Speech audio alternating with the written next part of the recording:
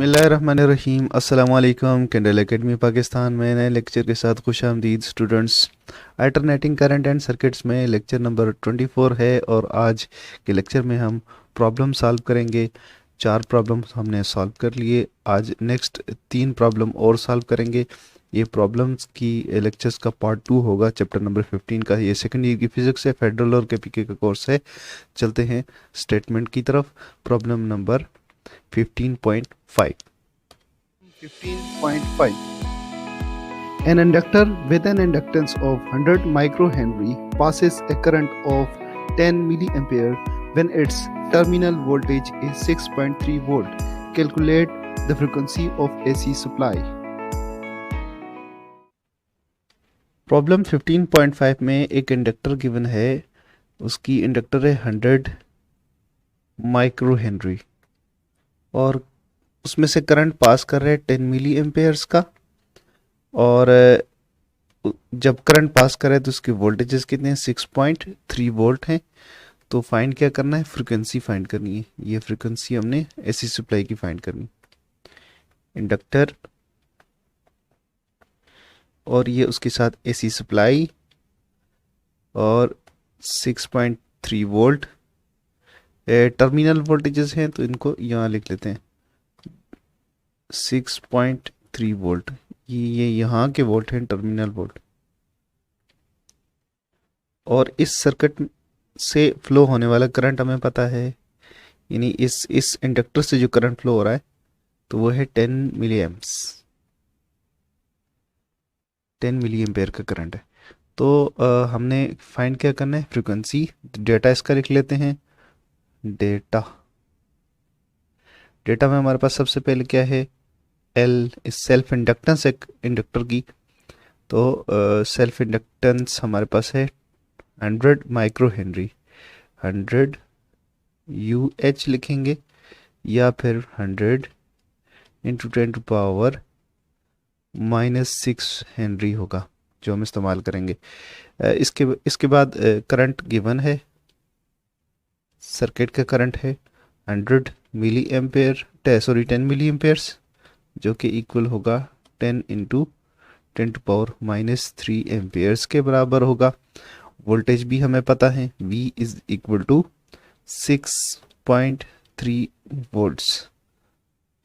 तो 6.3 वोल्ट है। अगर अब हमने फाइंड क्या करना है? फ्रीक्वेंसी।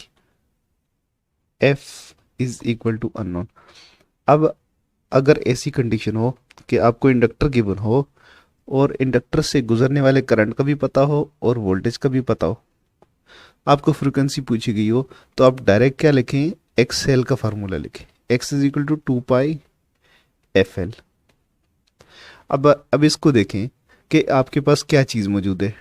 L इंडक्टेंस आपको गिवन है, पाई कांस्टेंट, 2 कांस्टेंट। तो इसमें क्या चीज़ है आपने ये फाइंड करनी है, जबकि XL आपको गिवन नहीं है। तो XL भी हम लिख लेंगे, लेकिन इसको क्या करेंगे आप? F को अलग कर दें तो ये बन जाएगा XL अपॉन 2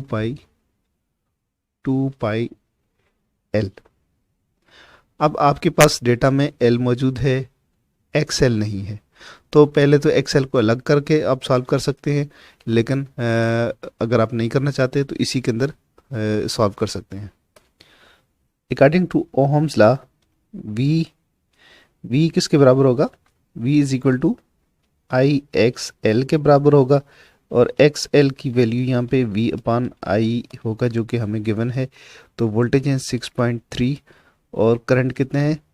करंट है 10 इंटू 10⁻⁻3। तो इसका आंसर आपके पास आएगा 0.63 इंटू 10⁻³ ओहम्स। तो इसको आप किलो ओम्स में भी लिख सकते हैं, लेकिन आगे हमने इसको यूज़ करना है। तो इसको उठा के आप यहाँ पुट करें, अब आपके पास डेटा कंप्लीट हो गया। तो एक दफ़ा फिर आप सुन लें कि अगर आपके पास इस तरह से सर्किट हो कि जिसमें से करंट का पता हो, इंडक्टर लगा हुआ है, करंट का पता है, वोल्टेज का पता है और इंडक्टेंस का भी पता है। इंडक्टेंस हमारे पास गिवन है 100, L is equal to 100 micro henry. तो इस सूरत में आप फ्रीक्वेंसी फाइंड कर सकते हैं, आप एक्सेल फाइंड करें और सारा डेटा आप पुट कर सकते हैं। तो अब ये जो लास्ट वाला जो फार्मूला था जो हमने ये यहाँ पे लिखा था, इसको नीचे लिख लेते हैं। F is equal to XL upon 2 pi L. तो एक्सएल है 0.63 इंटू 10⁻³ और 2 पाई 2 इंटू 3.14 और देन इंडक्टेंस है 100 10⁻⁻⁶। इसको आप सॉल्व करें तो ये बनता है 1.003 इंटू 10⁻⁶ हर्ट्स, जिसको हम लिख सकते हैं F is equal to 1 mega hertz. ये मेगा की 10⁻⁶ मेगा हर्ट्स है, तो 1.003 भी लिखते हैं तो कोई मसला नहीं है। 1 मेगा हर्ट्स की फ्रिक्वेंसी है, सप्लाई की जो फ्रिक्वेंसी 1 मेगा हर्ट्स है, इसलिए उसके अंदर से इतना करंट फ्लो कर रहा है 10 milli ampere. Problem 15.6 A. Calculate the inductive reactance of 3 millihenry inductor when 60 Hz and 10 kHz AC voltage are applied. B. What is the RMS current at each frequency if applied RMS voltage is 120 volts?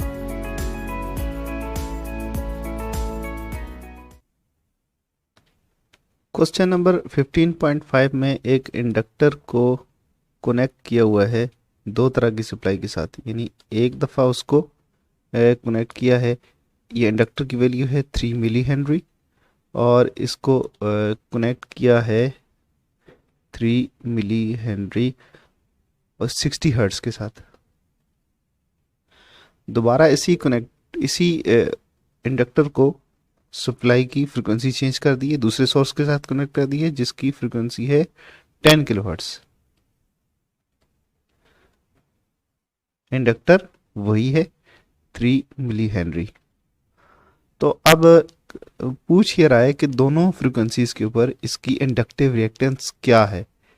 ये 60 hertz और 10 kilohertz दोनों frequency पे इसकी inductive reactance solve करनी है। Excel जो है हमने सॉल्व करनी। दूसरा ये एक पार्ट है और इसका बी पार्ट जो है उसमें हमने फाइंड करना है आरएमएस करंट दोनों फ्रीक्वेंसी के ऊपर, और इसमें वोल्टेज गिवन है, आरएमएस करंट हमने फाइंड करना है। डेटा इसका हमारे पास क्या होगा, ये देख लें, आई आर एम एस इधर से और आई आर एम एस यहाँ से हमने फाइंड करना है।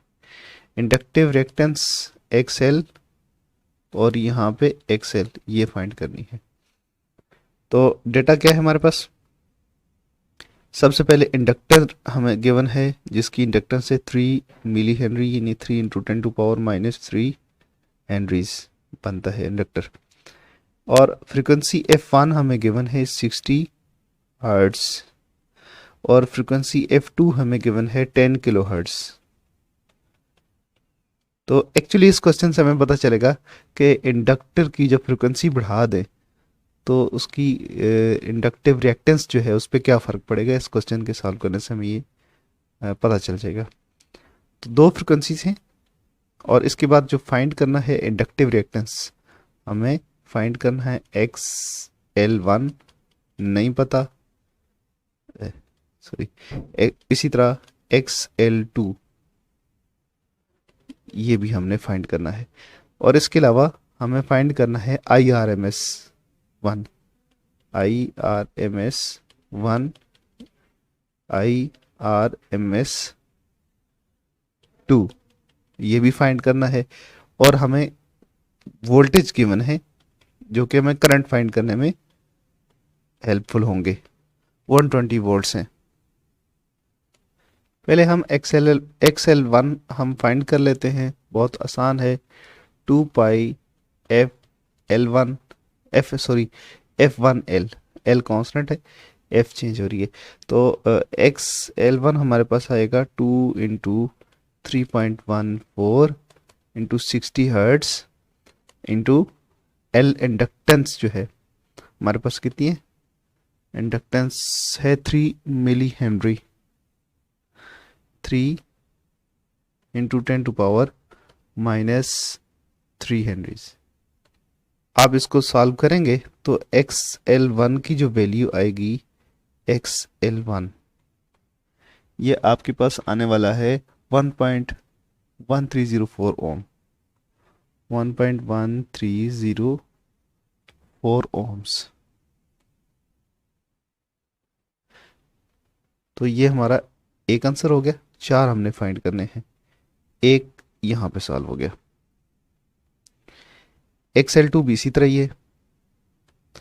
एक्स एल टू के लिए अभी आप 2π f2 कर देंगे सिर्फ एल, तो एक्स एल टू के लिए 3.14 सेम है, और अब है 10 किलो हर्ट्स, 10 × 10⁻³ हर्ट्स, और उसके बाद इंडक्टेंस वही है 3 × 10⁻³ अब आपने इसको सॉल्व करना है, तो एक्स एल टू आपके पास आ जाएगा, इसका आंसर आपके पास आएगा 188.4 ओम, 188.4 ओम्स। ये आपके पास दूसरा आंसर आ गया। तो आप देख लें, आप इंडक्टर के जब फ्रिक्वेंसी बढ़ाते हैं तो उसकी इंडक्टिव रिएक्टेंस बढ़ जाती है, फ्रिक्वेंसी कम होगी तो रिएक्टेंस कम, फ्रिक्वेंसी ज़्यादा होगी तो रिएक्टेंस ज़्यादा। IRMS हमने फाइंड करना है, तो ओहम्स लॉ को हम इस्तेमाल करेंगे। ओहम्स लॉ क्या है, VL = IXL। तो हमने क्या फाइंड करना है, IRMS, यहाँ पे ये RMS है, तो IRMS1 जो होगा क्या होगा, IRMS1 होगा VL/XL1। इसके अंदर वैल्यू पुट करेंगे, वैल्यू आपको गिवन है, कितनी है वैल्यू, 120 वोल्ट वोल्टेज की वैल्यू गिवन है। और XL1 जो है आपके पास जो इंडक्टर की आई थी 60 हर्ट्स पे, जो 60 हर्ट्स पे इसकी जो रेजिस्टेंस आएगी 1.1304 ओम थी, 1.1304 ओहम्स। तो आप इसको डिवाइड करेंगे इसके ऊपर, तो आपके पास आ जाएगा IRMS 106.16 एम्पेयर्स।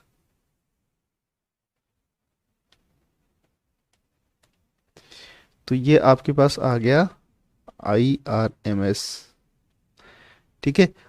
IRMS1 हो गया। अगर फ्रिक्वेंसी कम होगी तो कम फ्रिक्वेंसी पे करंट ज़्यादा होगा, क्योंकि रेजिस्टेंस कम हो जाएगी, ठीक है जी, रेजिस्टेंस या रिएक्टेंस। तो IRMS2 आपने फाइंड करना है, VL वही है, XL2 आपने लिखना है, जो कि 10 किलो हर्ट्ज के ऊपर इसकी रिएक्टेंस होगी। 120 वोल्ट सेम आएगा, और अब की बार 188.4 से डिवाइड करेंगे, तो अब करंट क्या हो गया, करंट 1 एम्पेयर से भी नीचे आ जाएगा, 0.637 एम्पेयर्स आ गए। आप देख रहे हैं, जब आप इंडक्ट जो फ्रिक्वेंसी बढ़ा रहे हैं तो करंट कम हो रहा है, रेजिस्टेंस ज़्यादा हो रही है इंडक्टर की। तो ये आपके पास चौथा आंसर भी आ गया। Problem 15.7. For the same RLC series circuit having 40 ohm resistor, 3 millihenry inductor and 5 microfarad capacitor, find A. Resonant frequency.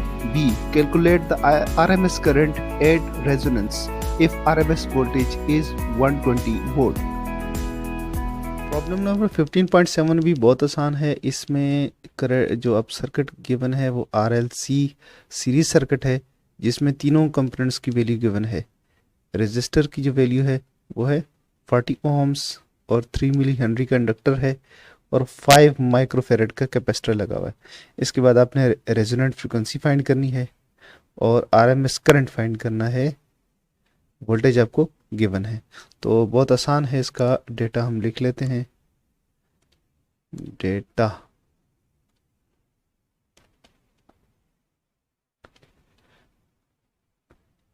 ये एक RLC सीरीज सर्किट है जिसमें इंडक्टर है, कैपेसिटर है और रेजिस्टर लगा हुआ है।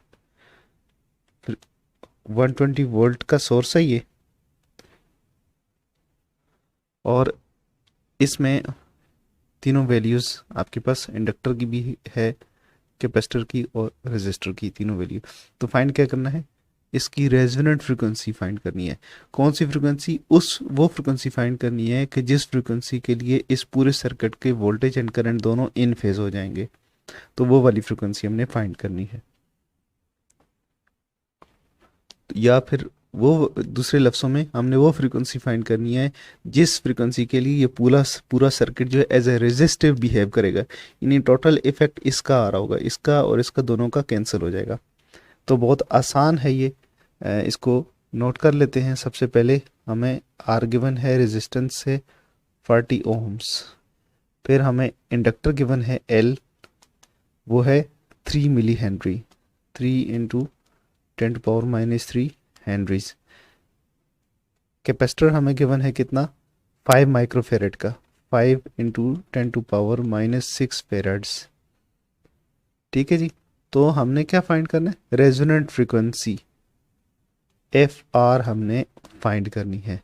इसके बाद आई आर एम एस हमने फाइंड करना है रेजोनेंट फ्रीक्वेंसी के ऊपर, 8 एफ आर अननोन है। यहाँ पे वोल्टेज भी गिवन है, वी 120 वोल्ट्स है। स्टूडेंट्स आरएलसी सर्किट हो तो उसकी रेजोनेंट फ्रीक्वेंसी का फार्मूला आपने पुट करना है, यूज़ करना है, उसमें वैल्यूज़ पुट करनी है, कोई एक्स्ट्रा करने की ज़रूरत नहीं है, सारी चीज़ें मौजूद हैं। 1/2 pi L C square root, ये फार्मूला है, रेजोनेंट फ्रीक्वेंसी आपके पास आ जाएगी। बस इसके अंदर आपने सिर्फ वैल्यूज़ इसकी प्लग इन करनी है। F R resonant frequency 1/2 3.14 inductor, जो इंडक्टर की वैल्यू है वो है 3 मिली हेनरी, यानी 3 इंटू 10⁻³ और कैपेसिटर की वैल्यू है 5 माइक्रोफेरेड, 5 इंटू 10⁻⁶। आपने इसको सॉल्व करना है, एफ आर आपके पास सॉल्व होकर आ जाएगी 7.69 1 इंटू 10⁻⁴, ये फ्रीक्वेंसी बनती है। यहाँ पे ये इसके जो नीचे लिखा हुआ ये सेकंड्स में होगा, इसके यूनिट होंगे सेकंड में, तो 1/t है, ये इस फॉर्म में आ गया। तो इसको अगर आप चेंज करके लिखेंगे तो फ्रीक्वेंसी की फॉर्म में आ जाएगा, 1.3 हर्ट्स बनेगा ये। F R is equal to 1.3 10⁻³ hertz, जिसको हम लिख सकते हैं F R is equal to 1.3 kilo hertz. तो ये रेजोनेंट फ्रीक्वेंसी है, बहुत आसान सा क्वेश्चन है। स्टूडेंट्स रेजोनेंट फ्रीक्वेंसी के ऊपर सर्किट जो बिहेव करता है वो एज रेजिस्टिव बिहेव करता है, रेजिस्टर। तो हम फाइंड कर सकते हैं I R M S, V is equal to I R होता है, और इसमें हमने करंट फाइंड करना है, I is equal to V upon R. तो वोल्टेज हमें गिवन है 120 वोल्ट है, और इस पे हम डिवाइड करेंगे, हमें रेजिस्टेंस जो गिवन है सर्किट में लगी हुई है वो 40 ओम की है। तो रेजोनेंट फ्रिक्वेंसी के ऊपर एक्सएल और एक्ससी दोनों इक्वल हो जाएंगी, तो एक दूसरे को कैंसिल कर देंगे, तो सिर्फ रेजिस्टिव सर्किट होगा। तो इसलिए करंट फाइंड करने के लिए हम सिर्फ रजिस्टर का इस्तेमाल करेंगे। तो 120/40 जो है तो ये आ जाएगा 3 एम्पेयर्स करंट फ्लो करता है। IRMS कितना होगा 3 एम्पेयर्स।